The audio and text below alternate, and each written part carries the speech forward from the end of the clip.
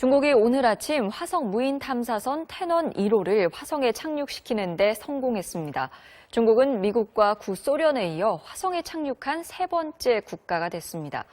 지구를 떠난 지 10달 만에 화성에 도착한 태넌 1호는 화성에 대해 조사하고 2030년에 지구로 돌아올 예정입니다. 우리가 주목해야 할 중국. 지금 무엇이 바뀐지 알겠는가? 최근 중국과 뗄래야 뗄 수 없는 숫자 1과 중국의 역학관계를 살펴본다. 거칠 것 없이 승승장구 중인 중국. 그렇다면 세계 500대 기업 중 중국의 기업은 몇 곳이나 될까? 올해 세계 500대 기업에 꼽힌 중국 기업 수는 무려 129곳. 1990년 순위를 집계한 이래 처음으로 미국을 앞지르며 1위에 등극했다. 세계를 휘어잡는 기업들이 많은 만큼 중국에는 억소리나는 부자가 가장 많다고 한다. 부자의 나라 1위 중국. 10억 달러 이상의 자산을 가진 리치가 그냥 리치도 아닌 슈퍼리치가 658명. 부자가 많아서 세계 인싸 나라가 됐나? 최근 중국에서 독보적인 1위를 기록한 것이 있다. 바로 지식재산권. 한 해 특허 출원 건수가 약 138만 건으로 미국 출원 건수의 2배. 세계 43.6%를 차지하며 세계에서 가장 많이 지식재산권을 출원하고 있다. 특히 1위를 차지한 화웨이는 5G 분야에서도 최다 특허권으로 5G 시장을 빠르게 선점하며 스마트 의료, 스마트 관광, 스마트홈 등 산업 전반에서 활약 중. 이런 추세라면 미래 기술 패권 전쟁에서 주도권은 중국이 이미 떼놓은 당상이 아닐까. 환경에 대한 관심이 커지면서 핫하게 떠오른 재생에너지. 여기서도 중국은 빠지지 않는다. 미국, 인도 등을 제치고 중국이 재생에너지 투자 매력국 1위로 선정. 이렇게 많은 분들이 아마도 중국이라는 나라에 대해서는 조금은 의심스러운 나라? 하이엔드 제품보다는 좀 더 가성비에 치중한 나라가 아닌가? 짝퉁, 카피캣 같은 제품들을 많이 생산하는 나라라고 생각하실 수 있을 것 같아요. 혹시 유니콘 기업이라는 말 들어보신 분 계신가요? 유니콘 기업?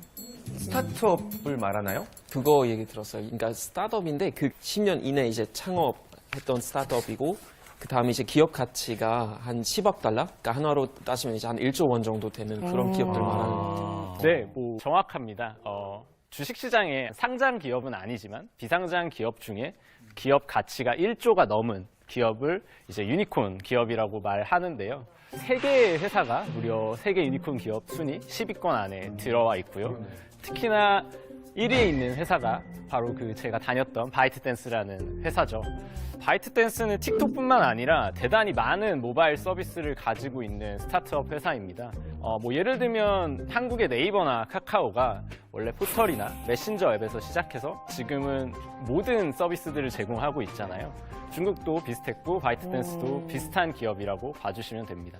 이전에 이 유니콘, 세계 유니콘 기업 순위 1위였던 회사는 바로 지금 여기에 2위에 있는 우버라는 미국의 차량 공유 스타트업입니다. 우버 다들 한 번씩 들어보셨을 것 같은데요. 사용도 해봤죠. 그렇죠. 외국 가거나 뭐 사실 국내에서도 이전에 잠깐 서비스 시도가 있었죠. 네, 서비스이기도 합니다. 사실 우버는 미국 실리콘밸리를 상징하는 기술 기업 중 하나였어요.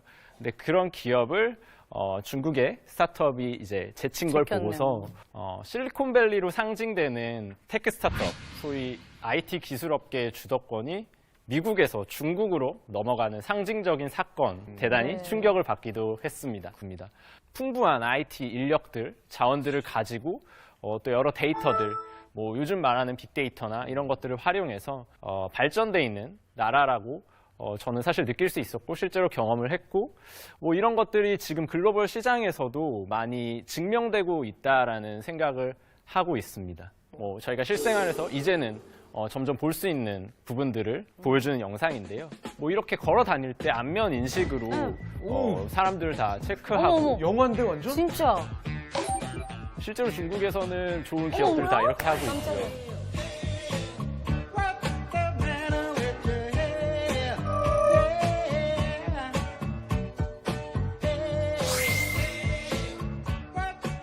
햄버거를 로봇이 만드는구나.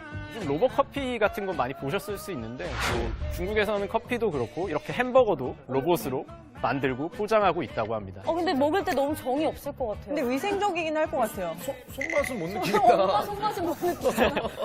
뭐 햄버거까지는 손맛을 느끼지 않아도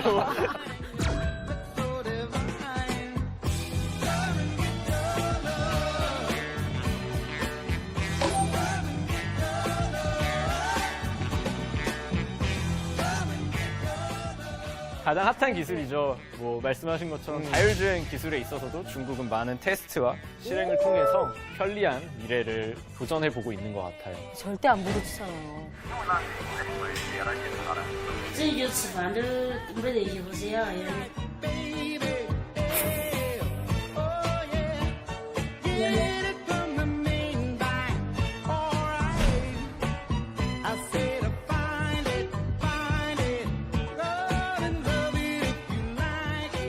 실생활에서 제가 많이 체감했던 거는 이렇게 안면 인식을 많죠. 통해서 음식을 주문하고 결제하고 편리하게 받는 얼굴 인식도 얼굴로 되구나. 결제가 되는 거예요? 진짜 영화다. 얼굴 인식을 통해서 결제 단계를 그냥 빠르게 해결해 주는 거죠. 내 얼굴이 카드야. 어머, 약간 그런 그러네. 개념입니다. 내 얼굴이 내 신용카드.